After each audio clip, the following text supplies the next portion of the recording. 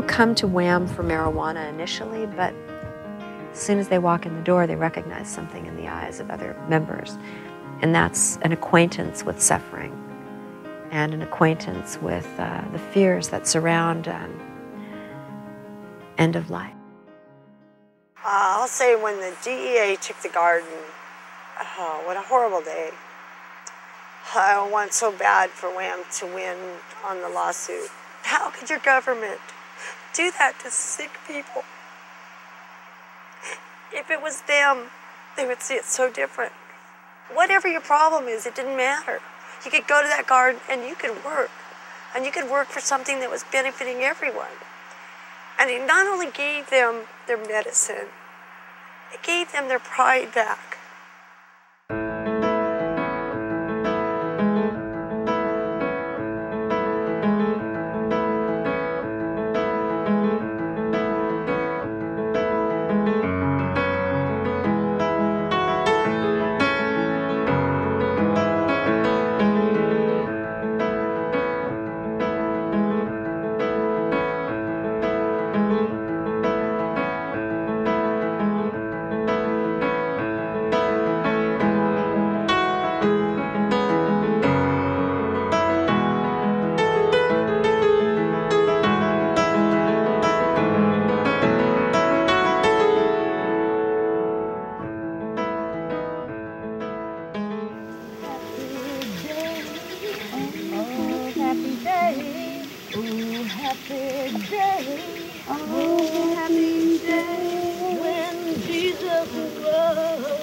It's Sunday, isn't it?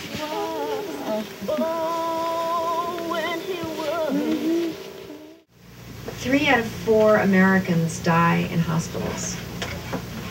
And most people that we talk to want to die at home. Almost all of our friends. And so that's why we're all here, because she's our friend. This last chemo was able to bring the cancer cell count down quite a bit and shrink the chemos almost in half, but they're not gone. They're in my tailbone, and they're on the bone and on the nerves, and there's a lot of pain. I don't know. I don't want to say hopeless, but I mean, I have a very strong will, but it sure does put you through the test. I don't know what I would do without the support that I have. I have to say I have a lot of support.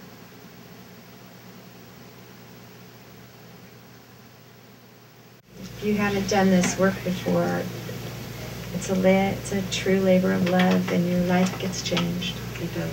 It totally gets changed. The greatest teacher, you know, the softest thing penetrates the hardest. WAMM is just an amazing collective, as you get so much more than medicine there. You get so much more.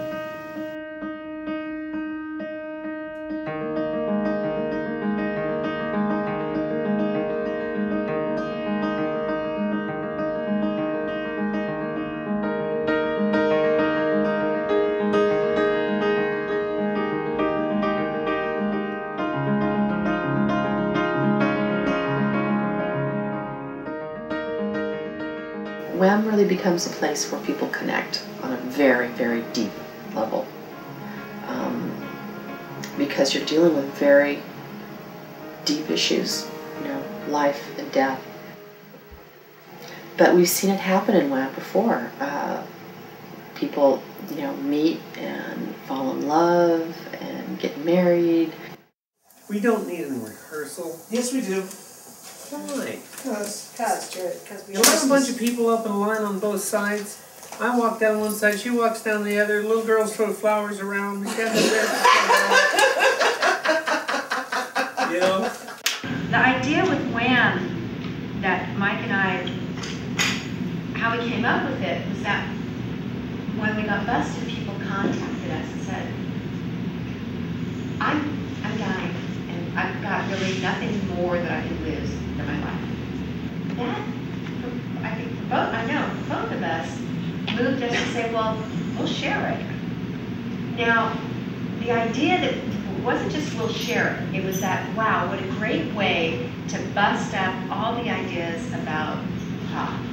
But Part of the thing too, when we founded WAMM, was I had hoped that WAMM was going to go on long after Val and I were gone, for whatever reasons we'd be gone, whether it be jail, death, or whatever the hell. But we thought we would inspire people. We thought it's going to catch on. It's going to catch on because it's revolutionary. But then we forgot, revolution, oh my God, everybody's afraid. You guys in this room, you guys are the ones that always show up. And there's just not enough of you to support WAMM for what we need. And I'm not willing, to be honest with you, to risk my freedom and my property for those people that don't show up. To think that here we are getting ready to go to the Supreme Court, but WAMM might not even last 2 years, or even a year. The finances are really month to month at this point. We maybe have a month or two in terms of an ongoing sort of a cushion, and that's certainly a big consideration. Eventually we'll run out of marijuana as well. There's a distinct possibility that this organization will not survive.